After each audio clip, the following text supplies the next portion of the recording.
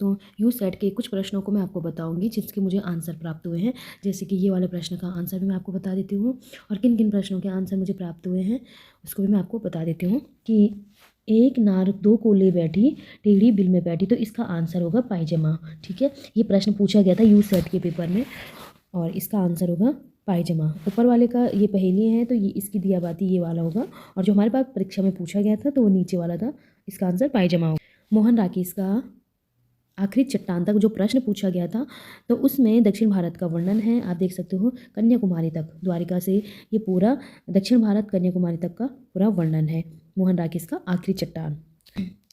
पत्रिका, सपना सोनकर की जो पत्रिका है वो है नागफनी। ठीक है, नागफनी सपना सोनकर की पत्रिका है।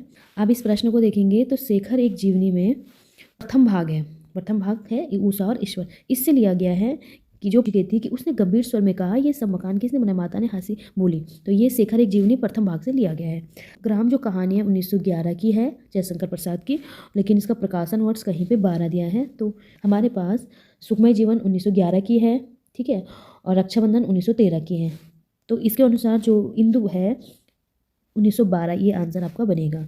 नेक्स्ट आप देख सकते हैं एक और द्रोणाचार्य, एक और जो द्रोणाचार्य में है, यहाँ से ये पंक्ति ली गई थी, युद्ध सर्वनाश है मेरी दी हुई बुद्धियाँ सहस्त्रों बलिदान लेगी, लेकिन अधिकांश लोगों ने इसका आंसर अंधा युग किया है, लेकिन इसका आंसर होगा एक और द्रोणाचार्य। मिलान वाली पूछी गई थी जिसमें नवरस में श्रृंगार रस सिरे कहत सब होए। तो जो ये नवरस है ये है, ये पंक्ति है पद्माकर की। मैंने ये पद्माकर की कहाँ से, जगत विनोद से। पद्माकर को नवरसों का प्रतिपादक भी कहा जाता है, तो ये आंसर आपका सही बनेगा पद्माकर।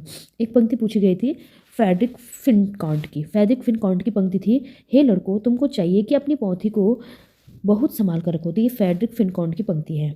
ठीक है, कथन में कोड में पूछा गया था, राम कुमार वर्मा का था संस्मरणों का सुमन। ठीक है, और जबकि उसमें पूछा गया था केसरी सुमन की, केसरी सुमन की नहीं है, ये संस्मरणों का सुमन किसका है, राम कुमार वर्मा का है। तो इस प्रकार से कुछ प्रश्नों के उत्तर प्राप्त हुए हैं।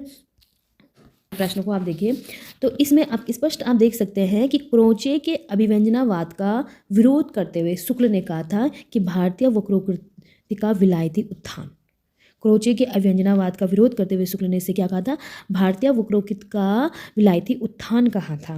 तो ये उनकी जो पहला सैद्धांतिक आलोचना है काव्य में रहस्यवाद, वहाँ से इन्होंने ये कथन कहा था। लेकिन हमारे पास पूछा कैसे गया था, प्रश्न लिखा हुआ है, स्पष्ट लिखा हुआ है, इसको पढ़ें तो इसमें लिखा हुआ है काव्य में रहस्यवाद, यह आचार्य रामचंद्र शुक्ल की है। ठीक है, तो इसमें लिखा भी है यूरोप का अभिव्यंजनावाद हमारे यहाँ की पुरानी वक्रोक्ति, ये पूरी पंक्ति आप देख सकते हैं। ठीक है, तो ये कुछ प्रश्नों के उत्तर थे जो मैंने आपको बता दिए हैं।